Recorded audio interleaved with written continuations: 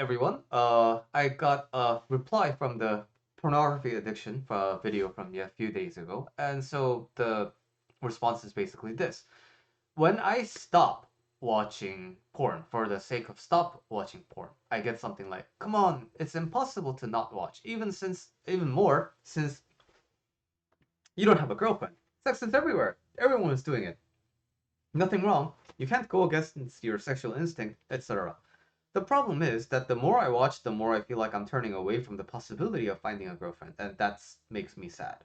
And what do I do when I feel sad? That's right, watch some porn.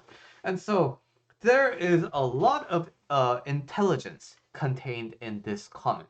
So why I named this video Emotional Smoking is it's basically smoking. This type of behavior is basically a habit. And so let's dissect this one sentence by one sentence.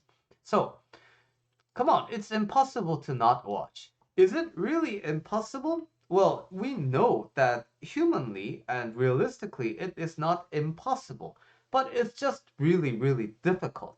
So, it's really difficult at this moment, and especially since you don't have a girlfriend, right? So, these two, clauses kind of go hand in hand. There's a kind of an association made. So, when I don't have a girlfriend, is it impossible to not watch pornography? But what about all the times where before you knew about pornography? You were single then, right? And you didn't watch pornography. Well, but I was a child then. Yeah, but what about all the monks and the religious people who practice celibacy? And there's a bunch of people who don't consume pornography even when they are single. So, um, while it is very difficult to not watch pornography once you got exposed to it and your brain gets the dopamine hit from it, um, the association of like, I don't have a girlfriend, therefore I must watch pornography. This link is artificial. You are making this link because why? You want to feel good because you feel really bad right now because you don't have a girlfriend because you are very lonely. And when we feel bad, we usually want to do something about it. When we feel good, we don't try to tone down, right? When we are genuinely feeling content and happy, we don't try to tone that down. But when we feel bad, we always want to go to a state of wanting to feel better. So, your brain, when it's posed with this problem, it will try to grab onto any nearby neurons to try and make a reasonable justification, right? So what you picked here, oh, that it makes it look like I'm pretty good at miming. But anyway, uh, the reason that it has latched onto is I don't have a girlfriend, so I have to watch it. So that's the trick that your brain is playing into because it needs to justify something, the nearest target, so that it can engage in the act of feeling good. Sex is everywhere. I agree. Everyone is doing it. I kind of agree. Nothing wrong. And this I really agree. There's nothing wrong with masturbation per se. There's nothing really wrong with watching pornography per se. Because why? From the Buddhist perspective, good and bad are lenses. Good and bad are perspectives. There is no absolute good, there is no absolute bad. A lot of things in history that used to be considered good are bad now, and vice versa. So there's nothing fundamentally and universally and unequivocally through the test of time wrong. You can't go against your sexual instinct, etc. Now, is going against your sexual instinct really, really hard? Yes. When I talk to monks, when I talk to, religious people, what's the most difficult part about being deeply into faith? The temptation of the body. The temptation of hunger is one thing, the temptation of sleep is one thing, the temptation of generally other physical needs is one thing, but the temptation of sex is a very, very, very, very, very difficult one to endure. Even Dalai Lama states that one of the most difficult parts about being the Dalai Lama is acknowledging and coexisting with the sexual drive. So, while it is not theoretically like impossible, I am going to give it to you that, going against your sexual instincts is pretty near impossible. So, the problem is the more I watch, the more I feel like I'm turning away from the possibility of finding a girlfriend. So, again, the more you watch, the more what? What you have landed onto is you're turning away from the possibility of finding a girlfriend. So right now, nothing in your life matters more than getting a girlfriend. And I think that attachment to this specific idea is what is inviting a lot of your suffering. And guess what?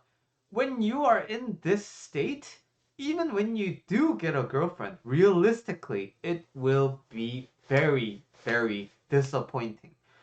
Why am I being a doomer right now? It's not that I'm trying to depress you. I have just gone through a lot of experiences, enough experiences to tell you that whenever you have high expectations, it is natural that reality is going to be difficult to match. If you expect to have a perfect game and you put that pressure on yourself when you're playing a round of League of Legends, you want a clean sheet like the pros, no death, all kill like pentakill. Guess what? When you put that pressure on yourself, it just makes it more likely that you're going to ruin the round. If you have played games, you know exactly what I'm talking about. If you're an athlete, you know exactly what I'm talking about. It's like the yips, right? And so the single pigeonholing all your happiness into finding a girlfriend, that is at the core of what the problem is. And guess what? Also, are girlfriends all good? This website is Reddit, right? And when you look at Reddit, there's so many posts about divorces. There are so many posts about cheating. There are so many posts about narcissistic partners. There's so many things about relationship drama. And they all start with what? Girlfriend and boyfriend. And so you're putting all of your eggs in one basket, but that basket is not really guaranteed to be bulletproof. So that is kind of the flaw in this logic.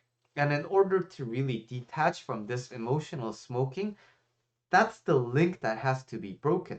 So, first of all, I don't have a girlfriend, therefore it's impossible to watch. You have to come to terms with the fact that this association is just something that the brain picked. And you are putting all your happy eggs into one basket of finding a girlfriend. And that is, unfortunately, um, going to set up a lot of possibility of failure.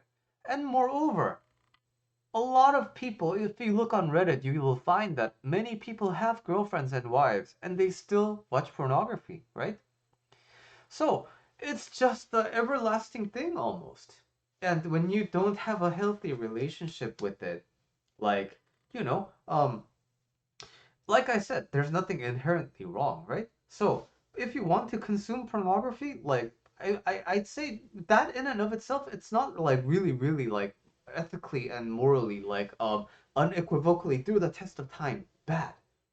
But putting all your happiness into an external thing, it just leads you to live a life that is dependent on external circumstances, which means you are not the owner of your life.